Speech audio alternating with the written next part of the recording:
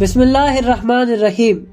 حضرت آدم علیہ السلام اور حضرت نوح علیہ السلام کی وفات کیسے ہوئی، ان کا آخری وقت اس دنیا میں کیسے گزرا اور ان کے آخری الفاظ کیا تھے؟ تو ناظرین، اگر آپ بھی انہی سب سوالوں کے جواب جاننا چاہتے ہیں تو جڑے رہیے ہمارے ساتھ اس ویڈیو میں۔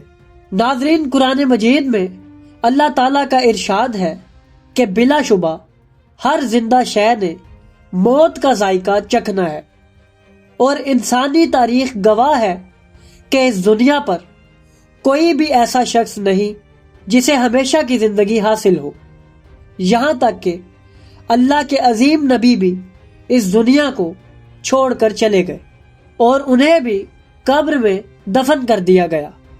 اللہ تعالیٰ نے نبیوں کو عظیم خصوصیت عطا فرمائی کہ وہ مرنے کے بعد برزخ کی دنیا میں زندہ ہیں، اور ان کے جسموں کو زمین خراب نہیں کر سکتی۔ یعنی دین اسلام میں یہ عقیدہ ہے کہ نبی اپنی قبر کے اندر زندہ ہوتے ہیں۔ ناظرین، آج کی ویڈیو میں ہم اللہ کے دو عظیم نبی اور رسول یعنی حضرت آدم علیہ السلام اور حضرت نوح علیہ السلام کی موت کا ذکر کریں گے۔ آج ہم ان روایات کو بیان کریں گے جن میں بتایا گیا ہے کہ ان دونوں نبیوں کے آخری الفاظ کیا تھے اور ان کے آخری لمحات اس دنیا میں کیسے گزرے۔ ناظرین، کتاب حیات القلوب میں حضرت آدم علیہ السلام کی موت کا تفصیلی ذکر موجود ہے۔ روایت میں آیا ہے کہ جس دن اللہ نے حضرت آدم علیہ السلام کو ان کی وفات کی خبر دی، انہوں نے اسی دن سے موت کی تیاری کرنا شروع کر دی اور دنیا سے رخصتی کو قبول کیا۔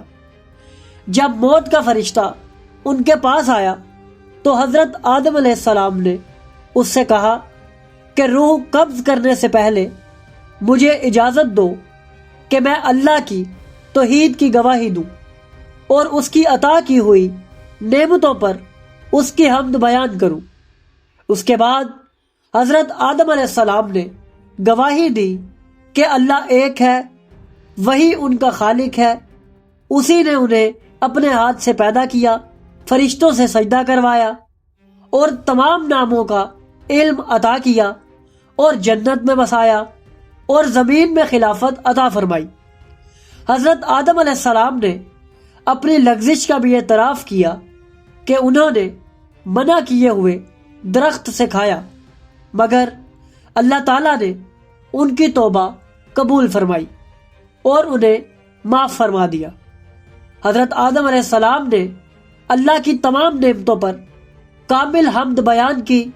اس کے بعد موت کے فرشتے نے ان کی روح قبض کر لی۔ ناظرین، اس طرح موت کے وقت توحید و رسالت کی گواہی دینا حضرت آدم علیہ السلام کی سنت بن گیا اور ان کی اولاد میں یہ سنت جاری ہو گئی۔ ناظرین، اسی کتاب میں ہمیں روایت ملتی ہے جس میں ذکر ہے کہ حضرت نوح علیہ السلام نے اس دنیا کو کس حال میں چھوڑا۔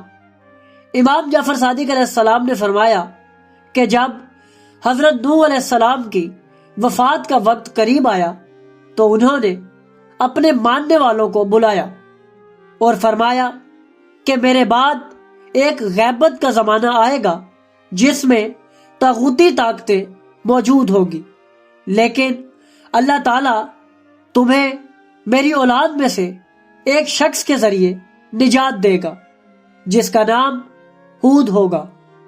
وہ شکل و صورت، اخلاق اور وقار میں میرے جیسا ہوگا، اور اللہ اس کے ظہور کے وقت تمہارے دشمنوں کو سخت ہوا کے ذریعے ہلاک کر دے گا۔ ناظرین، لوگ حضرت ہود علیہ السلام کے منتظر رہے، یہاں تک کہ انتظار طویل ہو گیا اور اکثر لوگوں کے دل سخت ہو گئے۔ جب اکثر لوگ مایوس ہونے لگے اور آزمائش حد سے زیادہ بڑھ گئی تو اللہ نے اپنے نبی حضرت ہود علیہ السلام کو ظاہر کیا اور دشمنوں کو ایک سخت ہوا کے ذریعے تباہ کر دیا۔ ایسی ہوا جس کا ذکر قرآن مجید میں آیا ہے کہ وہ ہوا جہاں سے گزرتی اس جگہ کو ریزہ ریزہ کر دیتی۔ اس کے بعد پھر ایک عظیم غیبت کا زمانہ آیا، یہاں تک کہ حضرت صالح علیہ السلام ظاہر ہوئے اور انسان نے ہدایت حاصل کی۔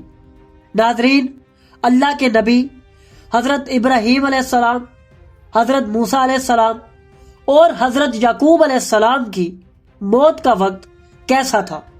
اس کے علاوہ دوسرے نبیوں نے اپنا آخری وقت کیسے گزارا؟ یہ سب ہم آنے والی ویڈیوز میں آپ کے سامنے بیان کریں گے۔ اس کے علاوہ ہم آپ کے سامنے اہل بیت علیہ السلام کے اس دنیا کو چھوڑنے کے مناظر بھی آپ کے سامنے بیان کریں گے اور بتائیں گے کہ حضرت امام علی علیہ السلام سے لے کر امام حسن عسکری تک تمام ہستیوں نے اپنی آخری گفتگو کیا فرمائی اور دنیا کو الوداع کیسے کہا۔ تو ناظرین، اگر آپ کو ہماری یہ کاوش پسند آئی تو ہماری ویڈیو کو لائک کریں، ہمارے چینل کو سبسکرائب کریں اور بیل آئیکن کو بھی دبا دیں تاکہ آپ کو ہماری آنے والی مزید ویڈیوز ملتی رہیں اور آپ علم سے مستفید ہوتے رہیں۔